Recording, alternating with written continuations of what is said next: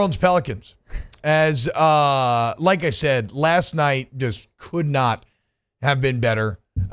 We said that we needed to see the Pelicans start to beat some of the better teams in the NBA, right? Doing a great job of beating teams they should. Maybe not the best on the big stages against the good ones. Well, last night checks all those boxes. National TV, team that was first in the Western Conference. Like I said, a red-hot team, winners of 25 of their last 30, and the Pels dominate. Trey Murphy comes out on fire. Credit to the Clippers in the third quarter, kind of beginning of the fourth, into the third. They started to make it interesting. They claw back. They're down 4. They're down 6. They're down 5.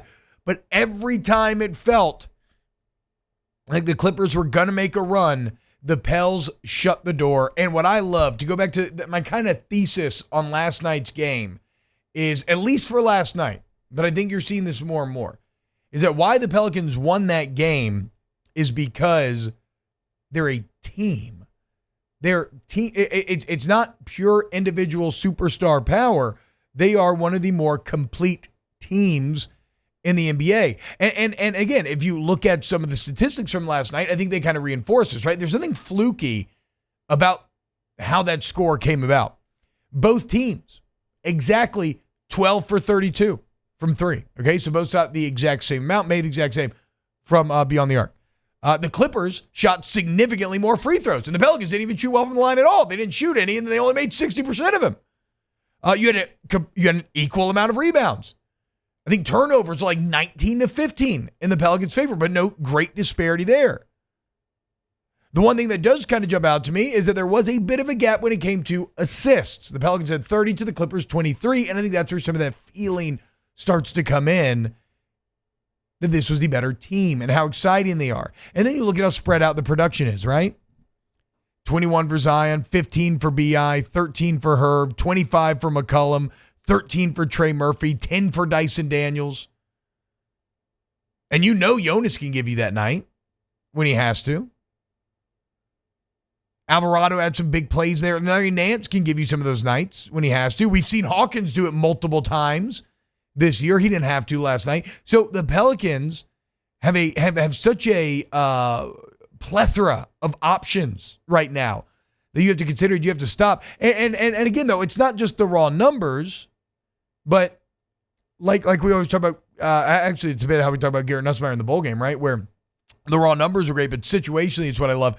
Situationally, last night, to reinforce this team aspect, every time the Clippers started to get frisky in that second half, it was a different person making the play.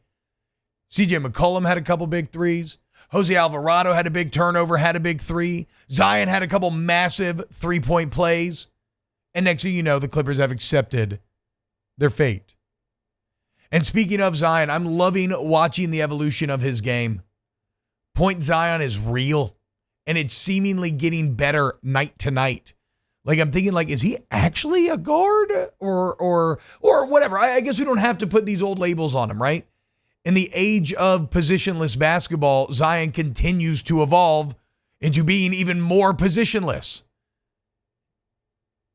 He's just a mismatch, right? And again, we talked about it the other day, but the gravity that he creates when he's just holding onto the ball, yes, when he drives and dishes, that is there.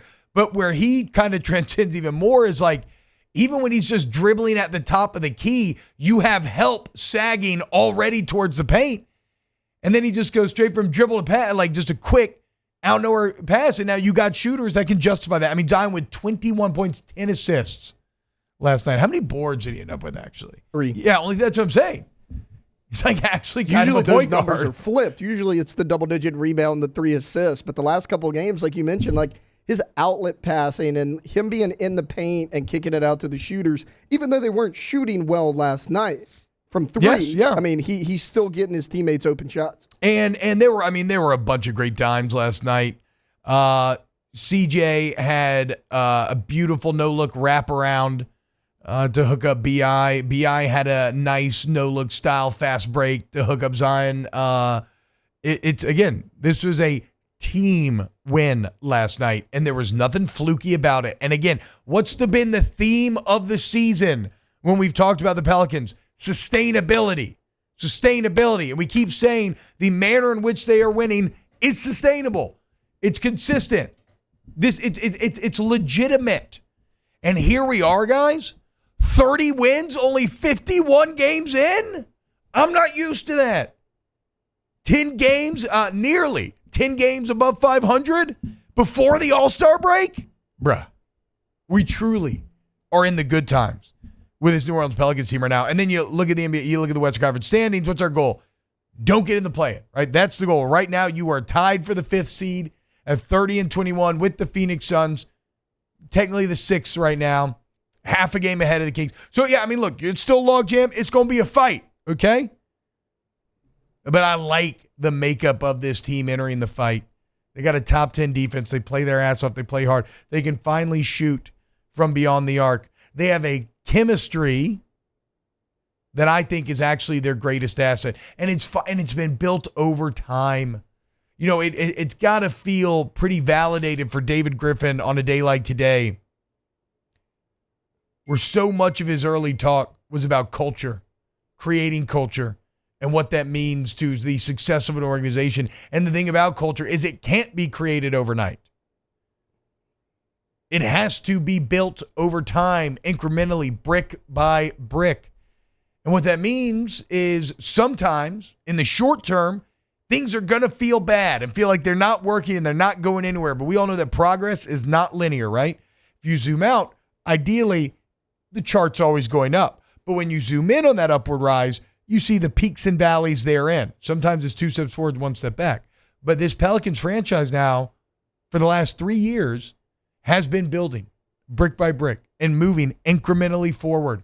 And last night felt like a big night and a big statement from this team and from this franchise saying that, no, we are making our move right now.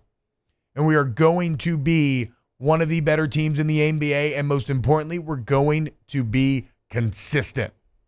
Massive win for the Murder Birds last night. Could not be more pleased. Now it's 4 in a row. Flock up. If you haven't hopped on, it's time to start watching. We're getting ready for a very exciting final run to the season here. And who knows how this is all going to work out. But they've definitely earned your eyeballs, right? Whether that's in person, packing out the blender, on TV, whatever. They've definitely earned your eyeballs. And last night was just a true joy to behold. Alondra, I see you pulling over your mic. Is that, do you want to talk about the Spurs losing 5 in a row? I did not want to talk about that. My bad. I didn't know. And we're like, they're about to go like on a away game stretch because the rodeo is about to go in town in San Antonio. But no, I was going to say, like, should I bandwagon? Yes, absolutely. Should I be a bandwagon fan? You are welcome. Well, no, what I want to do is like, I still want to be like, I still want to support. I love the Spurs. Like, I can't not be a Spurs fan. You don't have to bail on the Spurs. But like, I might hop on the back. The Spurs and Pels have had their tiffs in the past, certainly, right? Oh, yeah. And I've suffered at the hands of San Antonio. But y'all are so irrelevant this year. So irrelevant. That it doesn't really matter. So you can cheer for both. Yeah. And given this job and given geographically where you live, right. yes, it is well within your fan rights to adopt a second NBA team for fun. If you like the NBA and you want to watch, which you obviously do, then you are more than welcome on the into the flock, if you will. Taylor, do you agree? Yeah. I feel like Taylor probably has a higher bar of gatekeeping. He does. That's why I was asking him. Yeah, I do a little bit, but no, I agree because like what I do in the NBA, like the Pelicans are my team, but I also have players, that I've fallen in love with, that I've followed over time. Because people are like, okay, there are a ton of bandwagon Laker fans, but all those people that were LeBron fan over the years, you could see how they'd be like, oh, well, you just like the Lakers because they're Lakers. Maybe they just like LeBron over the years. That's a I like that's a BI. I cannot stand the Dallas Mavericks. Never have. Luka Doncic is my favorite player. I love Luka. So guess what? Now I like the Dallas Mavericks. I also love Mark Cuban. Yeah. I do love Mark. I love Mark Cuban as well. I used to be obsessed with Shark Tank. He was my favorite shark. Yeah. Shark Tank was very good. He's my favorite some of those businesses have gone on to be like very successful. Yeah, Scrub Daddy. Yes, Squatty I saw something Potty. online about that the other day. T-Bob, talking about how sustainable this is for the Pelicans, the team basketball, it is. And if you look at the standings, yes, they're tied for 5th right now. But look at their home and away records. It's almost identical. They are 15-10 at home, 15-11 on the road. Let's go look at somebody like the Nuggets, who are the 3 seed. They're 21-4 at home, only 14-12 on the road. The Lakers, they're 17-8 at home, 10-17 on the road. Yeah. The Jazz have a good home record. They're in the 10th seed right now because they're 9-19. Yeah, but they're 9-19 on the road. Sharing the basketball, that travels. Having your scorers off the bench, that travels. Playing really good defense, that travels. That's why you're just as good as at home as you are on the road. Choo! What a great day for the Birds. Flock up.